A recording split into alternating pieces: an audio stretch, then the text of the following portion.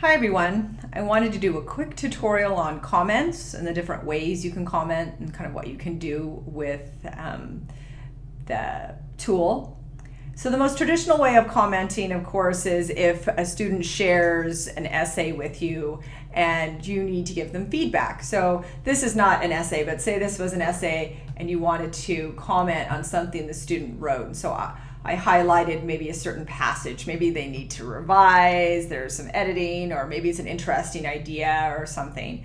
But you just highlight the text and hit the comment button. And it will give you a little pop-up, and there you'll be, your little avatar.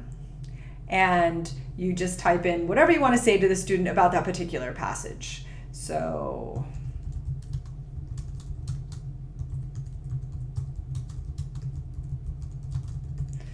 maybe you just have a question about their sources or something like that. So all you do is hit comment, and there it is. And so you can go through the entire piece, and the student basically can go through, once you share it with them, can go through and click along the comments, and it will go through the document just as if you were sitting there with them with your questions. And then the student in return could comment back to you or edit their essay and come back and say, okay, I fixed it. What do you think of this? Blah, blah, blah. Once you have commented on a student's piece of writing or project or whatever it may be, oftentimes what I find is kids won't check that I've made comments. And sometimes I find myself running around the classroom right before they leave going, oh yeah, hey, I commented on your project. Read the comments.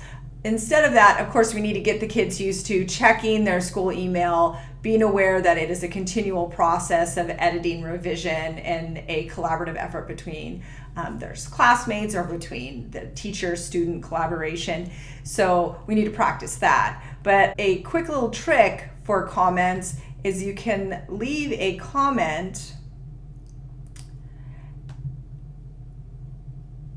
and if you put a plus sign in the comment section, you can pick the person, the student, whoever that may be, you can pick their email, and that person will receive an email saying, by the way, so-and-so has commented on your piece that you shared with them, so check it out. So it's a nice little friendly reminder. So you can type in something and go, oh, okay, I'm gonna send an email to this student, and you can even say, hey, I commented, or anything. You can just send the email and then click comment, and then Google will send out an email and give a nice reminder to whoever you have already kind of interacted with.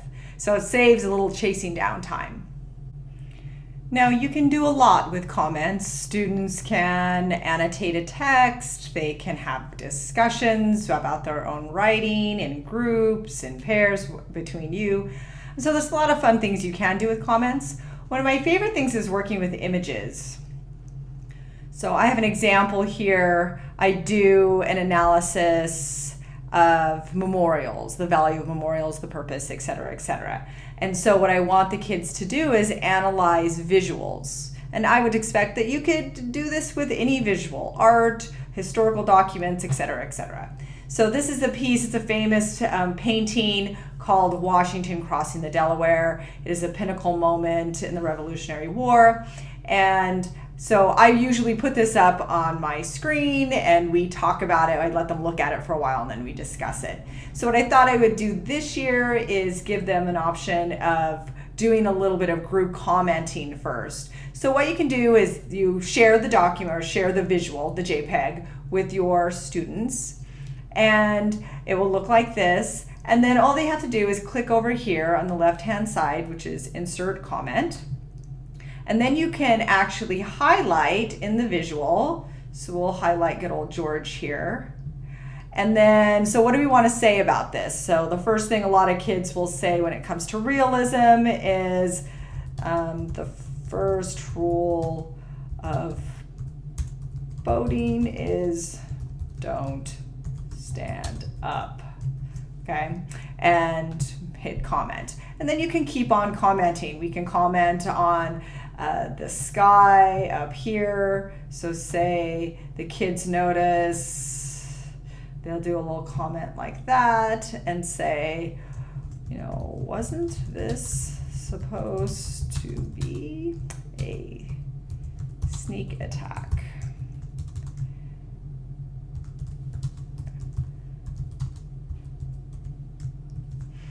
So maybe they notice, okay, this was supposed to be a sneak attack on the British, and where are they doing it in the middle of the day? It actually didn't happen in the middle of the day, and historically we have that conversation about accuracies of things that depict historic moments, et cetera, et cetera. So it's kind of fun. It lets you keep on analyzing. Kids could work in groups. They don't even have to be sitting next to each other because they're on Google Drive, and it's kind of fun. So I think comments are the key way to start out the paper-free classroom. If you're going to just share stuff and then print it out to give it back to them, it's not going to work so well. But commenting and using comments in creative ways is the way to go about it.